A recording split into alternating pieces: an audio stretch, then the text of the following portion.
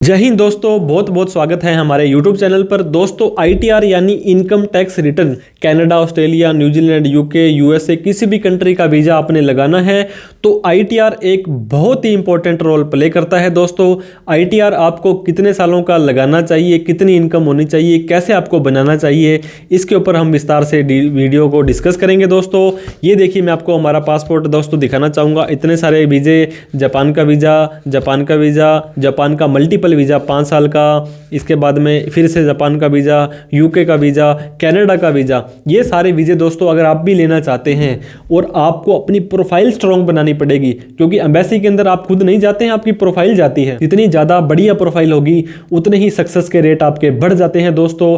तो जो भी कंट्री की डॉक्यूमेंट की लिस्ट होती है दोस्तों, चेक लिस्ट, उसके अंदर एक इंपॉर्टेंट डॉक्यूमेंट ITR यानी इनकम टैक्स रिटर्न का भी होता है।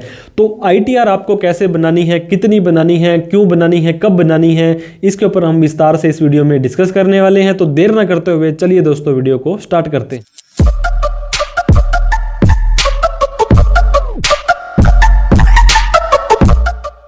ITR दोस्तों इनकम टैक्स रिटर्न भरने के, इनकम टैक्स के अंदर तो बहुत सारे फायदे होते हैं। लोन मिल जाता है, क्रेडिट कार्ड मिल जाता है, वीज़ा मिल जाता है और रिफंड आ जाता है, लॉस कैरी फॉरवर्ड हो जाता है, आपकी एक नंबर की पूंजी बन जाती है। लेकिन इमिग्रेशन के अंदर अगर आप ITR का फ़ायदा उठाना चाहते हैं तो दोस्तों बहुत सारी कंट्रीज होती हैं जो आपको पिछले 3 साल की इनकम टैक्स की रिटर्न आपसे मांगती है।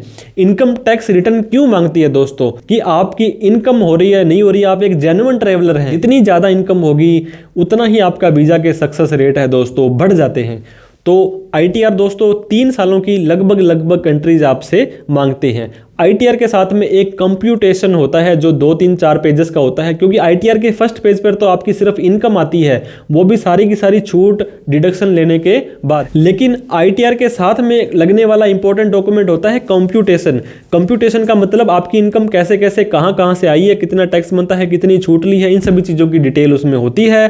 कंप्यूटेशन के साथ में दोस्तों बैलेंस शीट भी, अगर आप एक बिजनेसमैन हैं, सेल या सर्विस करते हैं तो आपको अपनी बैलेंस शीट भी साथ में जरूर लगानी है। दोस्तों मैंने आपको बताया 3 साल की इनकम टैक्स की रिटर्न जब आपका फाइनेंशियल ईयर खत्म होता है, कोई भी साल आपका 1 अप्रैल से चालू होता है, जैसे कि 1 अप्रैल 2023 और उसको खत्म होने में दोस्तों 31 मार्च 2024, मतलब 12 महीने में एक आपका साल खत्म हो गया।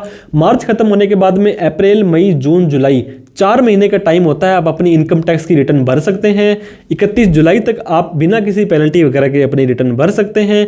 दोस्तों अगर आप जुलाई तक अपनी रिटर्न नहीं भर पाते हैं तो अगस्त, सितंबर, अक्टूबर, नवंबर, दिसंबर तक भी आप अपनी इनकम टैक्स की रिटर्न भर सकते हैं, जिसे कि बिलेटेड ITR बोलते हैं। दोस्तों इस साल की तो ITR हो गई, लेकिन पिछले 2 साल की ITR आपने तो भरनी भूल गई थी और अब आप वो ITR को भरना चाहते हैं तो इनकम टैक्स डिपार्टमेंट ने आपके लिए पिछले 2 सालों की ITR भी चालू कर दी है, जिसे कि ITR-U अपडेटेड ITR बोलते हैं। इस ITR में सिर्फ और सिर्फ एक कमी यह है कि आपको इसके अंदर कोई भी चालान बनाना पड़ेगा जब भी आप अपनी रिटर्न भर पाएंगे। दोस्तों 2.5 लाख से ऊपर जब भी आप रिटर्न भरते हैं तो 1000 रुपये का चालान आपका लेट फीस का बन जाता है, कोई भी टैक्स नहीं देना होता है और पिछले 2 सालों की ITR भी आप अपनी भर सकते हैं। लेकिन दोस्तों ये एम्बेसी पे डिपेंड करता है कि एक ही दिन में या पहले इस साल की या बाद में पिछले साल की रिटर्न भरी होगी तो उसको एक्सेप्ट करती है या नहीं करती है।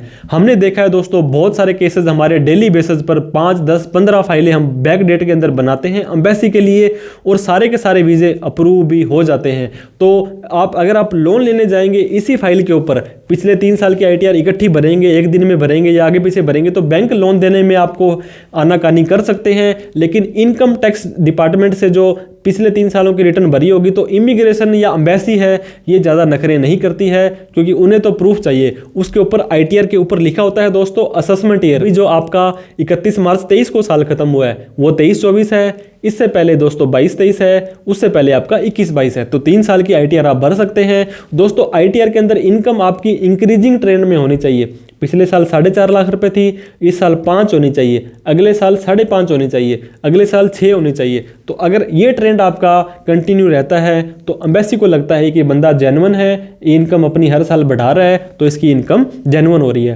दोस्तों इस तरह से आप अपनी ITR लगाएं।